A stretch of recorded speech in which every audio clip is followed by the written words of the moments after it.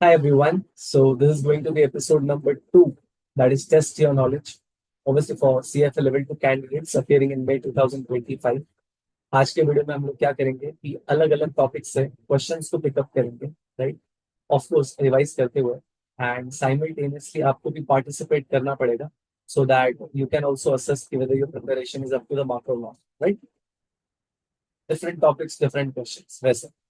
और अभी प्रेशर काफी बिल्टअप हो गया होगा, जैसे जैसे एग्जाम्स नजदीक आ रहे हैं, तो होने दो यार, वो एकदम नेचुरल है, राइट? प्रेशर को आने दो, उससे कुछ ज्यादा अफेक्टेड होना नहीं है। आप अपना प्रिपरेशन का जो मोमेंटम है ना, उसको स्लो डाउन मत करना, right? Fight till the end obviously. हम लोग अच्छा ही करेंगे एग्जाम में, right? Don't worry about that. So without wasting any further time, let's get started.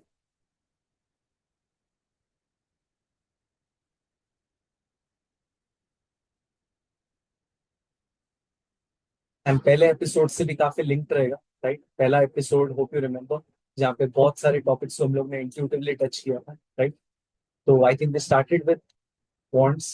तो यहाँ पे भी क्वेश्चंस बॉन्ड से स्टार्ट करते हैं, राइट? ये टाइम सीरीज का क्वेश्चन है, मेरे को बहुत ज्यादा रिक्वेस्ट आया सर टाइम सीरीज टच कीजिए, तो स्ट्रेट अवे क्वेश्चन ही पकड़ते हैं। तो पूरा एक आइटम सेट हम लोग करने वाले हैं अभी। Let's start. तो हैबिट ये होना चाहिए कि आप स्ट्रेट अवे पहले मॉडल को देखो। Model is RCO. So what is RCO? That is revolving credit outstanding. इसको प्रेडिक्ट करना है, राइट? किसके मदद से? RCO T minus one. तो look it carefully, RCO T को फोकस कर रहे हैं with the help of RCO T minus one. Can I say sir यहाँ पे independent variable is nothing but lagged value of dependent variable, right? यही तो आपका एआर मॉडल होता है, ऑटो रिग्रेसिव मॉडल, जहाँ पे independent variable is nothing but dependent variable का लैगेड वैल्यू। डिपेंडेंट वेरिएबल अगर टी पॉइंट ऑफ टाइम का फोकस करना है तो उसी का lagged value T minus one independent variable लेते हैं। और ये सब कुछ देके रखा हुआ है, आर स्क्वायर एडजस्टेड, आपको standard error, intercept, lag one, और आपका slope coefficient of this given hand, ये सब कुछ देके रखा हुआ है। स्ट्रेट अगर क्वेश्चंस पढ़ते हैं एंड देन टेबल में आएंगे। Question number one, what type of time series model was used to produce the regression result in table? AR model, option number A। यार मॉडल को कैसे पहचानेंगे सर? जहाँ पे आपका इंडिपेंडेंट वेरिएबल अगर लैगेड वैल्यू है डिपेंडेंट वेरिएबल का, मतलब वो AR model. Question number two, an approach that में work in case of modelling a time series that has a unit root. अब बहुत सारे स्टूडेंट्स को याद आ गया होगा ऑब्वियसली, जो मई 2025 एग्जाम्स दे रहे हैं, उनको यूनिट रूट अगर सुन के कुछ भी चीज याद नहीं आ रहा है, तब तो यार बहुत ही आपका सब स्टैंडर्ड प्रिपरेशन है, right? Take it from me. तो यहाँ पे कह रहा है ना, अप्रोच दैट में work in case of modelling a time series that has a unit root. Unit root का प्रॉब्लम है, unit root is a problem, right? Unit root होने से क्या होता है? मीन अनडिफाइंड हो जाता है, राइट? ये चीज को सॉल्व करना, ये चीज को हम लोग कैसे सॉल्व करेंगे ना, अप्रोच दैट में work, we solve it using first differencing. याद आ रहा होगा, राइट? एआर मॉडल को कब यूज कर सकते हैं? When it is covariant stationary. Variant stationary का मतलब mean, variance and covariance should be finite and constant.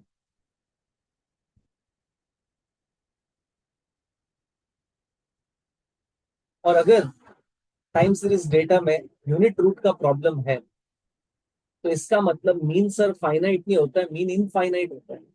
उसको सॉल्व करने का तरीका इज फर्स्ट डिफरेंसिंग, राइट? तो मैंने बहुत इंट्यूटिवली इसको एक्सप्लेन करने की कोशिश किया। वापस से क्वेश्चन पढ़े। N approach that may work in case of modeling a time series that has unit root is to model the first differences. Option number C. Which of the following will always have a finite mean reverting level? Finite. अब covariant stationery, yes, क्योंकि अभी मैंने समझा दिया covariant stationary का मतलब क्या है। कोवेरिएंट स्टेशनरी का मतलब mean variance covariance is finite and constant. अब ये बोल रहे हैं कि किसका मीन फाइनाइट रहेगा? Sir covariant stationary time series का mean will be finite. Question number four, which of the following statement is most accurate? A random walk, ध्यान से सुनना, रैंडम वॉक में दो है। एक है रैंडम वॉक विथ ड्रिफ्ट और एक है रैंडम वॉक विदाउट ड्रिफ्ट। याद आ रहा होगा कैंडिडेट्स को, रैंडम वॉक चाहे विथ ड्रिफ्ट हो चाहे विदाउट ड्रिफ्ट हो, random walk is a time series with the problem of unit root. Random walk एक ऐसा टाइम सीरीज है जिसमें यूनिट रूट का प्रॉब्लम है।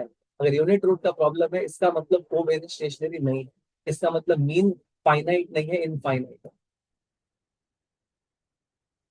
इज नॉन स्टेशनरी सही है, ऑप्शन ए बी एक बार पढ़ लेते हैं। Has a finite mean reverting level नहीं, इनफाइनाइट है mean. Can be appropriately fit as an AR1 model नहीं। अगर कोवेरिएंट स्टेशनरी नहीं है, we can not use AR model. AR model तभी यूज कर सकते हैं when it is covariant stationary. Covariant stationary का मतलब mean variance and covariance should be finite and constant. और रैंडम वॉक में मीन फाइनाइट नहीं होता, इनफाइनाइट होता है, और वो नॉन स्टेशनरी कहलाएगा। Option number A. Question number 5, which of the following is not correct? Not correct पूछा है about the Dickey-Fuller unit root test for non-stationary। देखो, the null hypothesis is that the time series has a unit root। पहले तो Dickey-Fuller test में hypothesis क्या होता है देखना। null hypothesis is G1 greater than equal to 0 and alternate hypothesis is G1 less than 0। Right.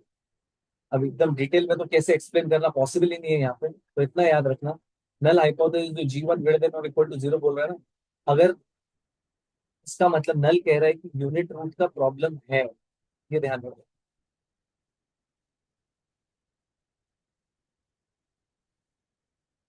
Unit root problem याद आ रहा होगा, मई 2025 कैंडिडेट्स को सबको याद आ रहा होगा सर। हाँ, नल इतना डिफिकल्ट टेस्ट में को याद आ रहा है sir, G1 greater than equal to 0, alternate G1 less than 0, और G1 greater than equal to 0 अगर है, इसका मतलब नल बोल रहे यूनिट रूट का प्रॉब्लम है। एंड ऑब्वियसली ऑल्टरनेट क्या बोलेगा? No।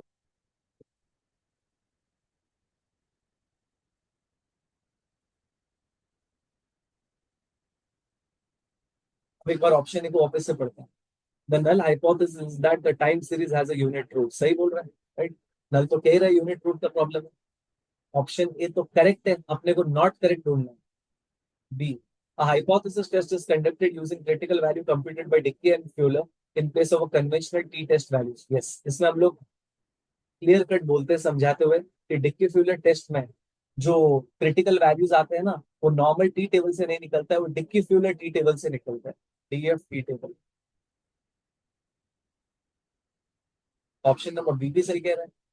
A hypothesis test is conducted using critical values computed by Dickey-Fuller table instead of conventional T table। सही कह रहा है। तो ए करेक्ट है, बी करेक्ट है, मतलब सी क्या है? इनकरेक्ट। एक बार सी पढ़ लेते हैं। Question option C, if the test statistic is significant. सुनना, स्टेटिस्टिक वैल्यू को सिग्निफिकेंट कब कहते हैं? जब स्टेटिस्टिक वैल्यू क्रिटिकल वैल्यू को एक्सीड कर देता है। अगर स्टेटिस्टिक वैल्यू क्रिटिकल वैल्यू को एक्सीड करता है, मतलब नल क्या है? रिजेक्टेड। नल रिजेक्टेड, इसका मतलब यूनिट रूट का प्रॉब्लम नहीं है, राइट। और अगर यूनिट रूट का प्रॉब्लम नहीं है, इसका मतलब वो सीरीज क्या है? कोवेरिएंट स्टेशनरी है। फिर से रिपीट करो, अगर statistic value stat value critical value को एक्सीड कर देता है, तो कहना है इसे नल रिजेक्टेड। नल रिजेक्टेड मतलब सर यूनिट रूट का प्रॉब्लम नहीं है, राइट। इसका मतलब time series is covariant stationary. Covariant stationary मतलब मीन फाइनाइट है, राइट। देखते हैं। If the test statistic is significant, मतलब बोलना है स्टैट वैल्यू ने क्रिटिकल वैल्यू को एक्सीड किया, तो we conclude that time series is non stationary. गलत बोल रहा है, we conclude that time series is what? Stationary. This is incorrect statement. अपने को इनकरेक्ट ही ढूंढना था, तो ऑप्शन नंबर क्या?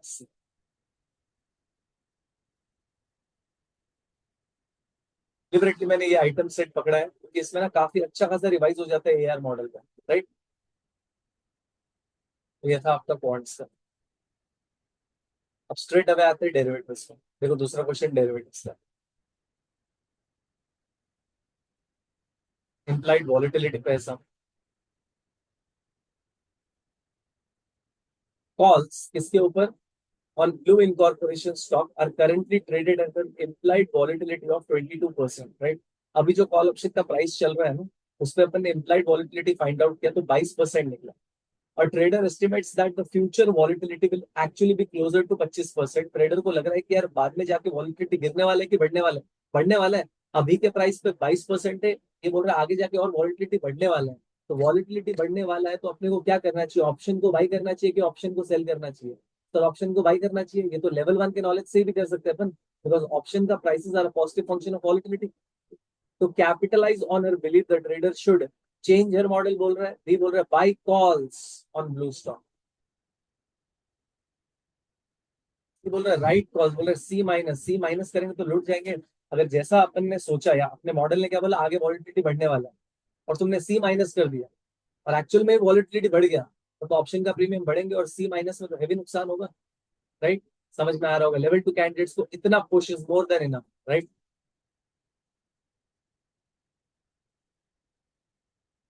एक सम करते हैं। क्वेश्चन नंबर से 4।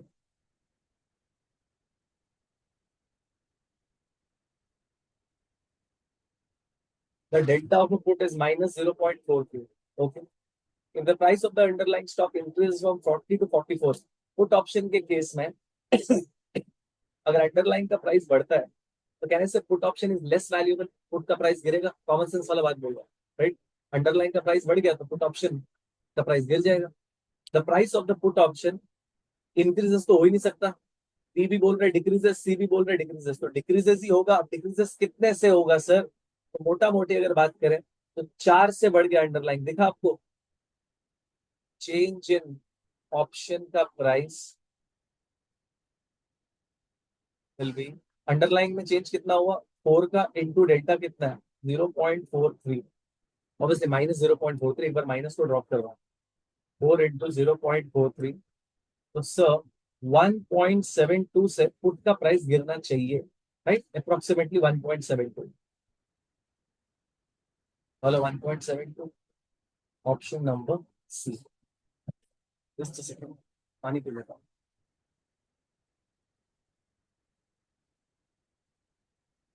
आई होप आपको क्लिक हो रहा है। Right, and everyone should participate please, इससे आपको काफी कॉन्फिडेंस आपका बहुत बूस्ट हो जाएगा। अलग अलग टॉपिक्स, अलग अलग some, and you are able to apply the concepts. उससे बेस्ट क्या हो सकता है?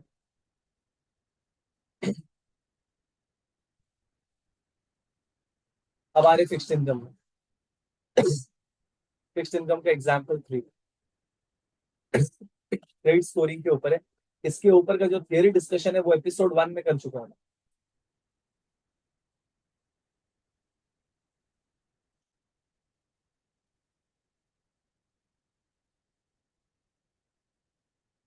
स्ट्रेट अवे क्वेश्चन पे फोकस करते हैं। एग्जाम में भी आपका यही स्टाइल होने वाला है और यही स्टाइल होना चाहिए। राइट, स्टोरी को पढ़ने से बेटर है कि आप स्ट्रेट अवे क्वेश्चन पे फोकस करें। बोल रहा है which of these factors can explain the improvement. Credit score कौन से फैक्टर्स इंप्रूव करेंगे, ये 4 फैक्टर्स में से वही पूछा हुआ है। अब एक बार स्टोरी पढ़ना है तो मैं शी से पढ़ रहा हूँ। She is a careful money manager and every year checks her FICO credit score. ठीक है, she is pleased to see that it has improved from 760 last year to 775। 760 के मुकाबले 775 हो गया। अब बोल रहे which of these factors can explain the improvement, कौन से फैक्टर्स के वजह से इंप्रूव हुआ होगा। Right, let's see. Option A बोल रहा है she is now 1 year older and has not had any late payments on credit card during the year। तो अपन ने देखा था, इनफैक्ट डिस्कस किया था थियरी वाले पार्ट में कि सर क्रेडिट स्कोर का और एज का positive correlation. Right, higher the age higher will be the credit score. और यहाँ पे क्लियर कट लिखा हुआ है 1 year older and has not had any late payments on credit card. ये तो अच्छा न्यूज है। ये एक फैक्टर है जिसके वजह से इंप्रूव हुआ है credit score. B, her bank on its own raised her limit on credit card from $1,000 to $2,500। पहले 1,000 का लिमिट था, अभी 2,500 का कर दिया है। But she has maintain the same average monthly balance. Same average monthly balance का मतलब इसको ऐसे समझो, मतलब पहले सपोज यूसेज वो करती थी 500, 500 का यूज करते थे और बैलेंस कितने का था, लिमिट कितने का था, 1,000। राइट, तो क्या मैं इसको डेट टू लिमिट बोल सकता हूँ? क्रेडिट कार्ड यूज किया मतलब डेट जैसा हो गया, और लिमिट कितने का है, 1,000 का। तो पहले डेट टू लिमिट था आपका 50%, दिखा आपको 500/1000। अब उसका लिमिट बढ़ा दिया गया है, 1,000 से कितना कर दिया है, 2,500। लेकिन अभी भी वो यूसेज उतना ही कर रही है, तो कहने से डेट टू लिमिट रेशियो गिर जाएगा। डेट टू लिमिट रेशियो गिरना it's actually good news. Credit card का लिमिट बढ़ गया लेकिन आप यूज अभी भी उतना ही कर रहे हो, तो डेट टू लिमिट रेशियो क्या हो गया, आपका गिर गया। दिख रहा है आपको, डिनोमिनेटर बढ़ गया और न्यूमरेटर उतने का उतना ही है, तो रेशियो गिर जाएगा। इसके वजह से भी आपका स्कोर क्या हो जाएगा, इंप्रूव हो जाएगा। राइट, थर्ड फैक्टर क्या करें, she applied for and received a new car loan from her credit union. ये भी डिस्कस किया हुआ था, अगर आपने मल्टीपल लोन्स लेके रखा हुआ है तो भी आपका क्रेडिट स्कोर इंप्रूव हो जाता है, बिकॉज आपको मल्टीपल लोन मिल रहा है, इसका मतलब आप कोई डीले वगैरह नहीं कर रहे हो। It's actually a positive factor. इसके वजह से भी आपका क्रेडिट स्कोर इंप्रूव हुआ है। राइट, एंड लास्ट वाला factor, she refrained from checking her FICO score monthly. अब वो अपना FICO score, credit score check नहीं कर रही है। क्या इसके वजह से क्रेडिट स्कोर बढ़ना या गिरना या कोई रिलेशन है क्या? नहीं यार, कोई क्रेडिट स्कोर अपना कब कब चेक करता है या चेक नहीं करता है, इससे क्या लेना देना है क्रेडिट स्कोर का बढ़ना या गिरने से, right? So this is not a factor. तो A, B and C has led to improvement. Factors A, B and C help explain improvement. ठीक है, तो तीन टॉपिक्स को टच किया अपन ने, यूएम को टच किया, डेरिवेटिव्स को टच किया, फिक्स्ड इनकम को टच किया। अब आते हैं स्ट्रेट अवे इक्विटी पे। Example number 16।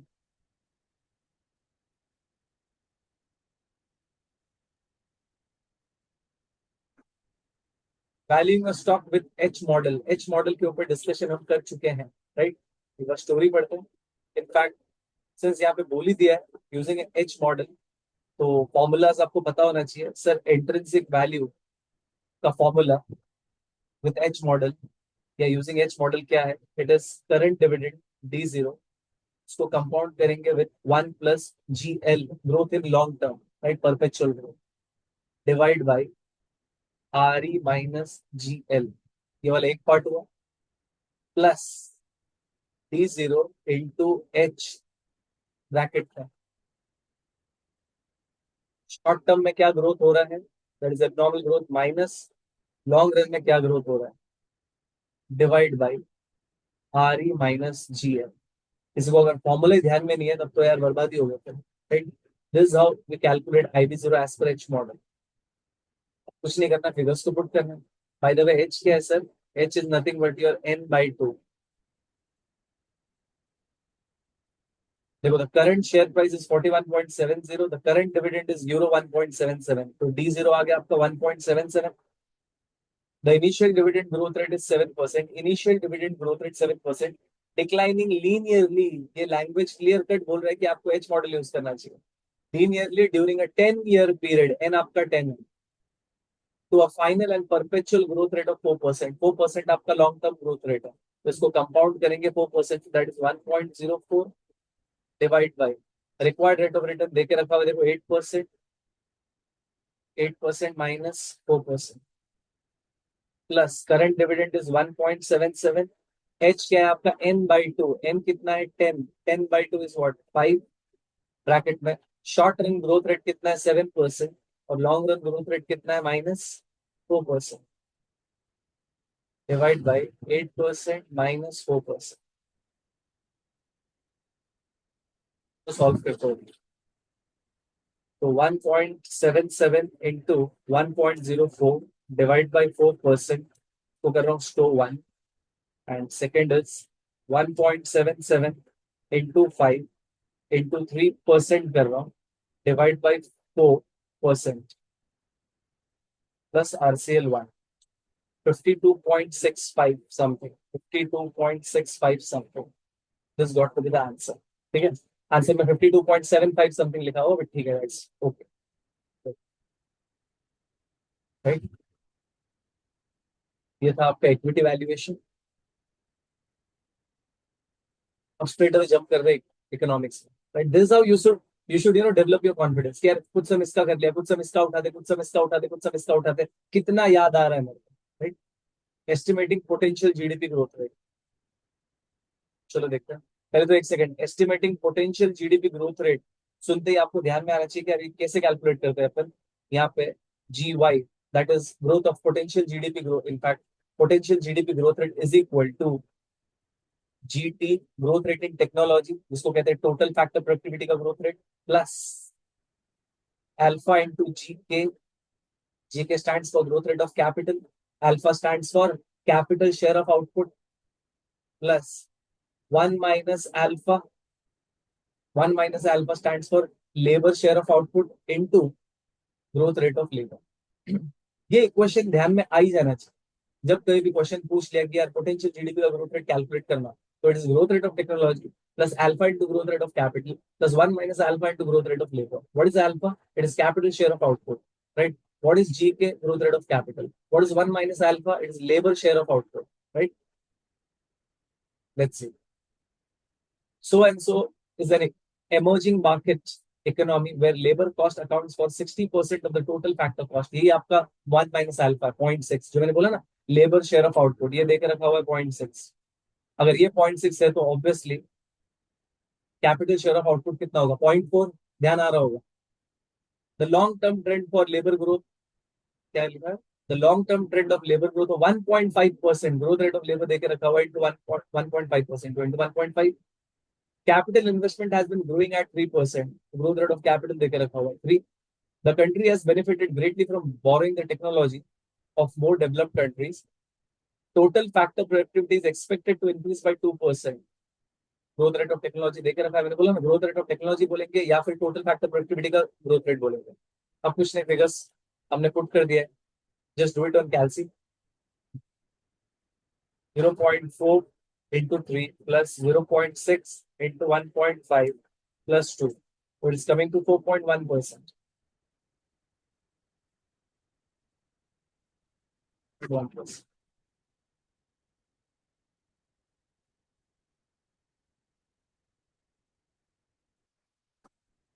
Now coming to portfolio, अब आपको स्क्रीन दिख रहा है, मैंने जूम कर दिया है तो मैक्सिमम एक्सटेंट पॉसिबल। इसमें यार मेरे को ध्यान में आ रहा है कि एक्टिव रिटर्न कैसे कैलकुलेट करते हैं। Active return, how do we calculate active return? Sir active return is nothing but return on portfolio minus return on benchmark. मेरा पोर्टफोलियो का रिटर्न कितना वर्सेस बेंचमार्क का रिटर्न कितना, वो जो भी डिफरेंस है उसको हम लोग एक्टिव रिटर्न कहते हैं। सिक्योरिटीज यहाँ पे देके रखा हुआ है ABCD, पोर्टफोलियो का वेट है, बेंचमार्क का वेट है, और रिटर्न्स अपने को देके रखा हुआ है। तो सबको दिख रहा होगा सर, पोर्टफोलियो का वेट इनटू रिटर्न, पोर्टफोलियो का वेट इनटू रिटर्न करने से मेरे को रिटर्न ऑन पोर्टफोलियो मिल जाएगा, और बेंचमार्क का weight into return plus benchmark का वेट इनटू रिटर्न करने से मेरे को रिटर्न ऑन बेंचमार्क मिल जाएगा, राइट। और जो भी डिफरेंस है सर वो एक्टिव रिटर्न हो जाएगा। तो straight away return on portfolio कर रहे हैं अपन, तो it would be 0.22 into 12 plus 0.2 into -6 plus 0.21 into 4 plus 0.37 into 19। कुछ नहीं, वेटेड एवरेज किया हुआ, weight into return, weight into return. चलो एओएस मोड अपना एक्टिव है, राइट। एओएस मोड को यूज करके इसको स्ट्रेट अवे कैलकुलेट करते हैं। 0.22 into 12 minus, in fact sorry 0.22 into 12 plus 0.2 into 6 plus minus, plus 0.21 into 4 plus 0.37 into 19, तो यार है 9.31, यार है 9.31, 931। अब बेंचमार्क का निकालते प्लीज, बेंचमार्क का वेट इंटू रिटर्न, फिर 0.25 into 12 plus 0.25 into 6 plus minus plus 0.25, तो सबको इक्वली वेटेड है, तो इट स्ट्रेट अवे अपन इसको डिवाइड बाय, सबको ऐड करके डिवाइड बाय 4 करते तो भी फास्ट हो जाएगा, ठीक है। इंटू 4 प्लस 0.25 इंटू 90, तो यार है 6.5।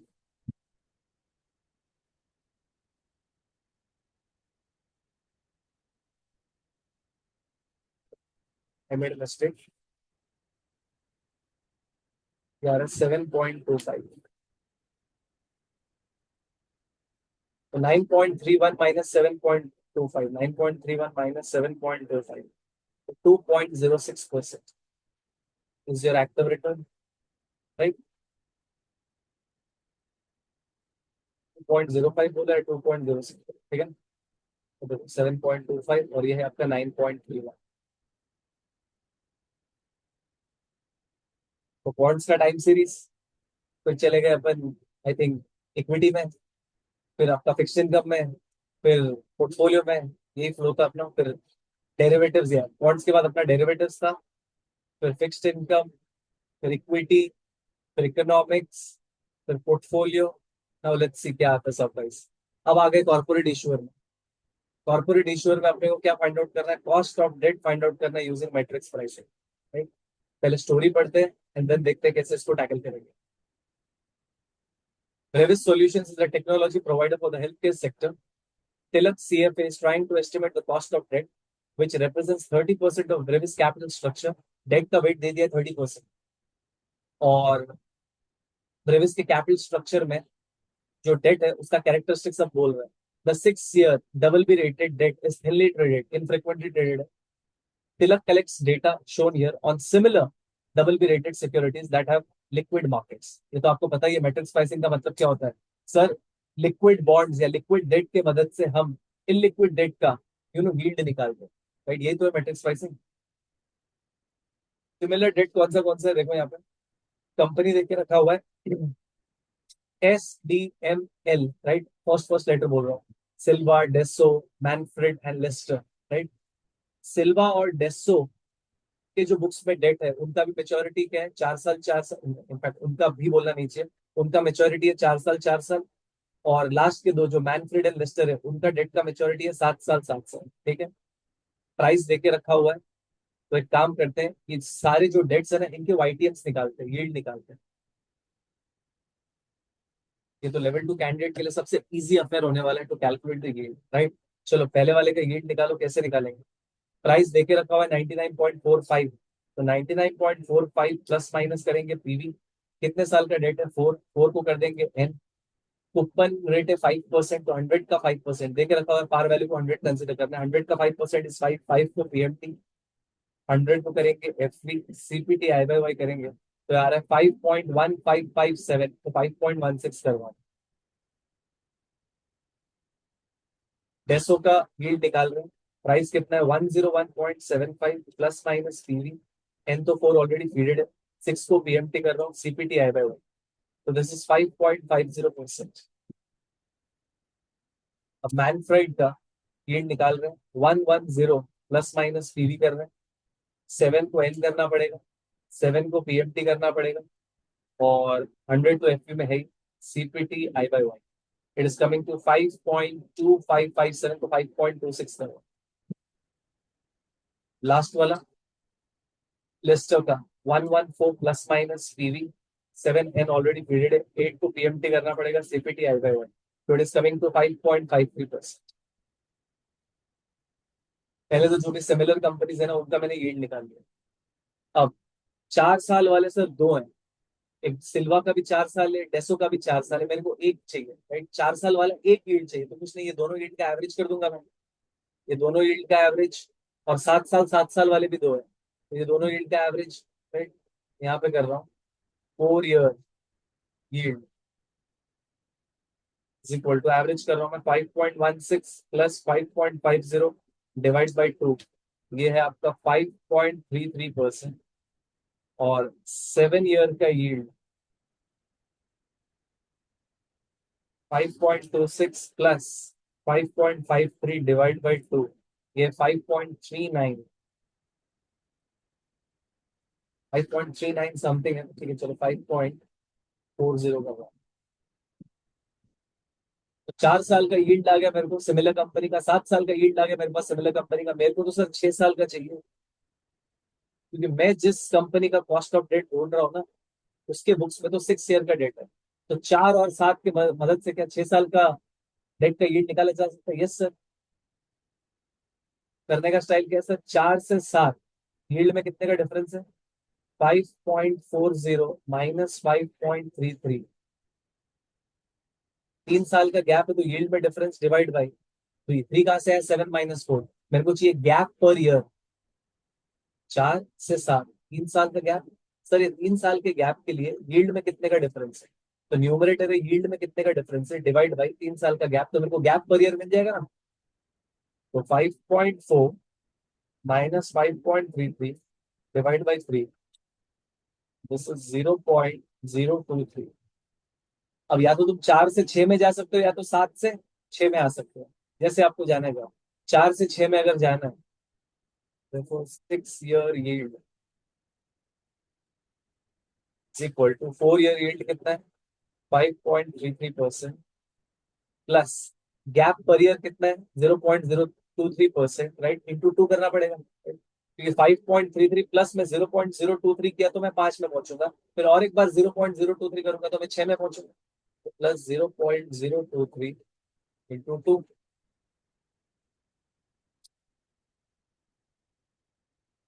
तो यार 5.37 फाइनल,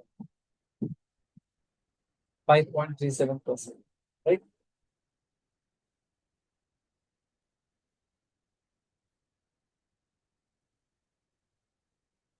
8.37%, ठीक है ना।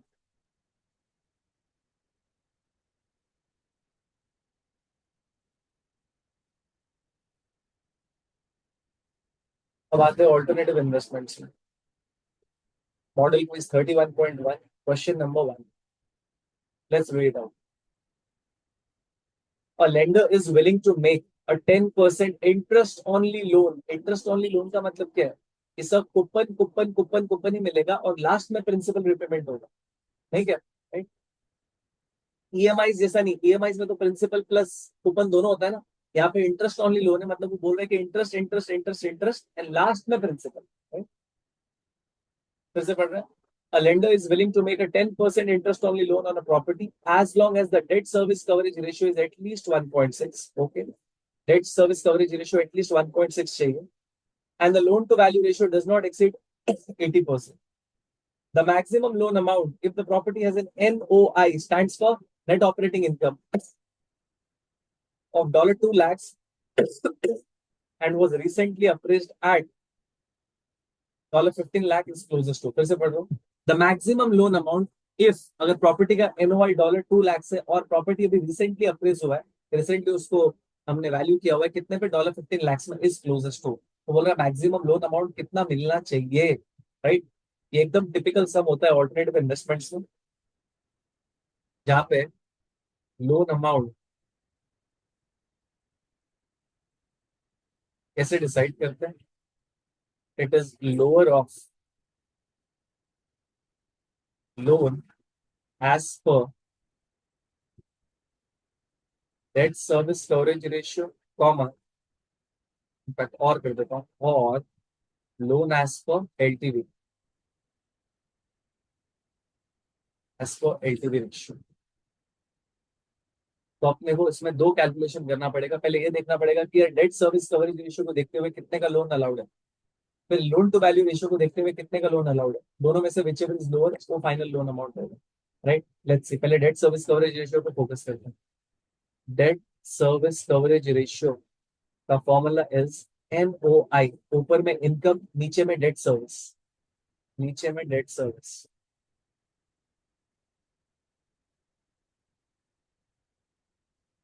DSCR कितने का चाहिए बोल रहा है? 1.6। NOI कितना है प्रॉपर्टी का? 2 lakh divide by debt service. Since it is an interest only loan, तो डेट सर्विस में सिर्फ इंटरेस्ट अमाउंट ही होगा, राइट। तो एक सेकंड, यहाँ पे सिर्फ इंटरेस्ट अमाउंट हो, डिवाइड बाय इंटरेस्ट अमाउंट। अगर इंटरेस्ट प्लस प्रिंसिपल होता तो मैं यहाँ पे लिखता था EAI, इक्वेटेड एनुअल इंस्टॉलमेंट, नहीं क्या? तो क्या हम लोग इंटरेस्ट अमाउंट पता लगा सकते हैं? Therefore interest amount is equal to 2 lakh 1.6। तो ये आ रहा है आपका कितना आ रहा है? 1,25,000।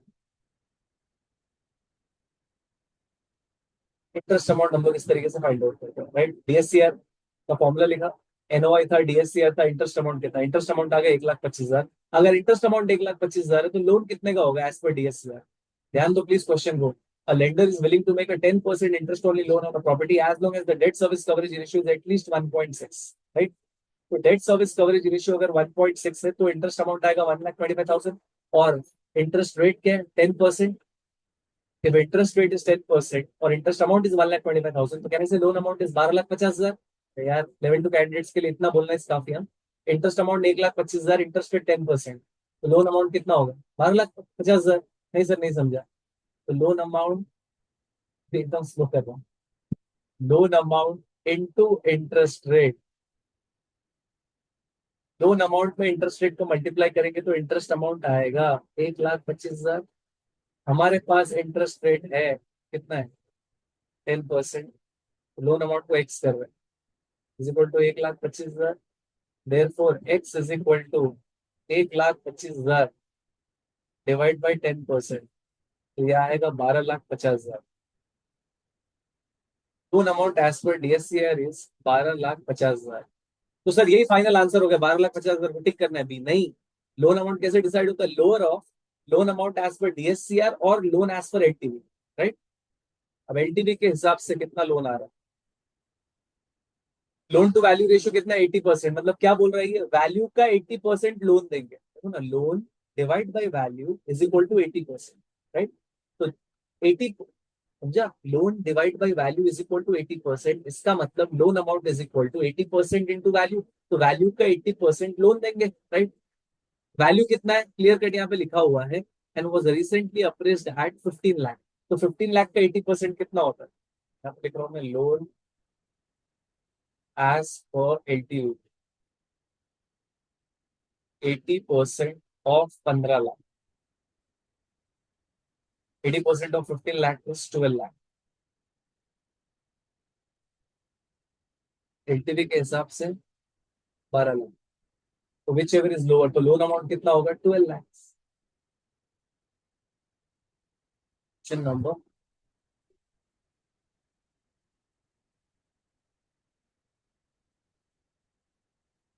तो 8 सब्जेक्ट को टच किया अपन ने, राइट? होप आपने भी पार्टिसिपेट किया होगा।